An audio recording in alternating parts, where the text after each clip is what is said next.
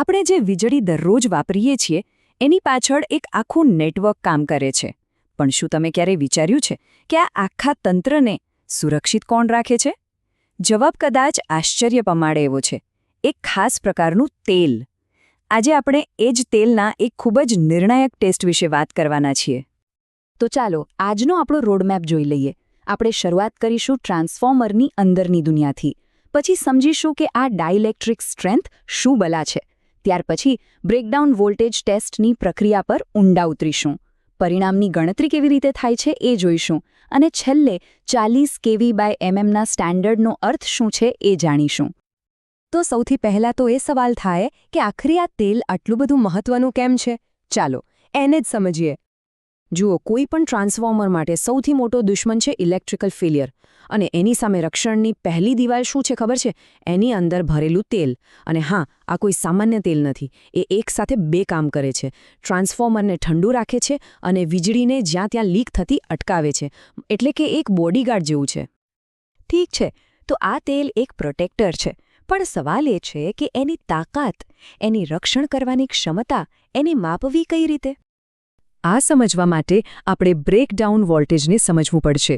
સાવ સાદા શબ્દોમાં કહીએ તો આ તેલની સહનશક્તિની લિમિટ છે. એ પોઈન્ટ જ્યાં તેલ હાર માની લે છે. મતલબ કે જે વોલ્ટેજ પર તેલ કરંટને રોકવાનું બંધ કરી દે અને એને પોતાનામાંથી પસાર થવા દે, બસ એ જ છે એનો બ્રેકડાઉન વોલ્ટેજ. તો પછી આ બ્રેકિંગ પોઈન્ટ શોધાય કેવી રીતે? વેલ, એના માટે જ આ ખાસ ટેસ્ટ કરવામાં આવે છે. અને હવે આપણે આખી વાતના હાર્દ પર આવી ગયા છીએ.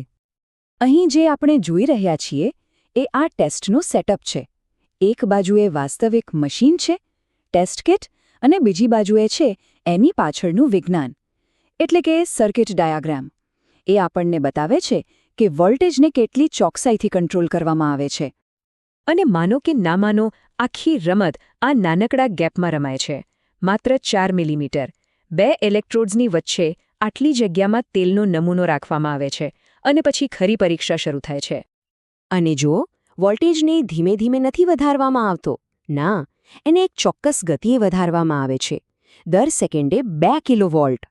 આટલી ઝડપ એટલા માટે જરૂરી છે જેથી દર વખતે ટેસ્ટનું પરિણામ એક સરખું અને ભરોસાપાત્ર આવે. આખી પ્રોસેસ એકદમ પદ્ધતિસરની છે. તેલનો સેમ્પલ મૂકો, વોલ્ટેજ ચાલુ કરો અને એને સતત વધારતા જાઓ જ્યાં સુધી બૂમ! એક તણખો, જેને આર્ક કહેવાય, એ ન દેખાય. જે ક્ષણે આ તણખો થયો, મશીન તરત જ એ વોલ્ટેજ નોંધી લે છે. અને ખાતરી કરવા માટે આ પ્રક્રિયા એક નહીં પણ 3 વાર કરવામાં આવે છે. અને આ જ છે એ સત્યની ક્ષણ.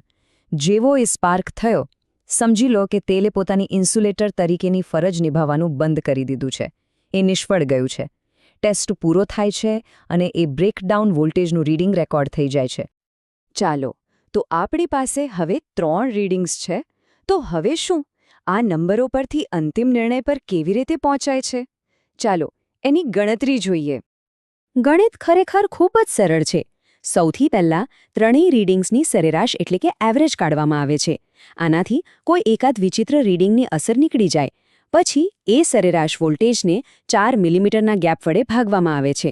આનાથી આપણને એક સ્ટેન્ડર્ડ વેલ્યુ મળે છે, તેલની તાકાત પ્રતિ મિલીમીટર. તો હવે આપણી પાસે એક ફાઇનલ આંકડો છે. પણ એ સારો છે કે ખરાબ? તેલ પાસ થયું કે ફેલ? એ કેવી રીતે ખબર પડે? વેલ, આખી વાતનો આધાર આ એક જાદુઈ આંકડા પર છે. 40 kV/mm. આ જ બેન્ચમાર્ક છે. જો તેલની તાકાત આના કરતાં વધારે હોય તો એ પાસ, જો ઓછી હોય તો એ ફેલ. બસ આટલું જ. અને જો તેલ ફેલ થાય તો એને તરત જ બદલવું પડે. આ જ છે ક્વોલિટીનો માપદંડ.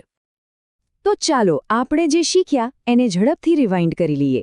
ટ્રાન્સફોર્મર ઓઇલ એક અદૃશ્ય રક્ષક જેવું છે, એક નિર્ણાયક ઇન્સ્યુલેટર. એની તાકાત એટલે કે ડાઇલેક્ટ્રિક સ્ટ્રેન્થ BDV ટેસ્ટથી મપાય છે.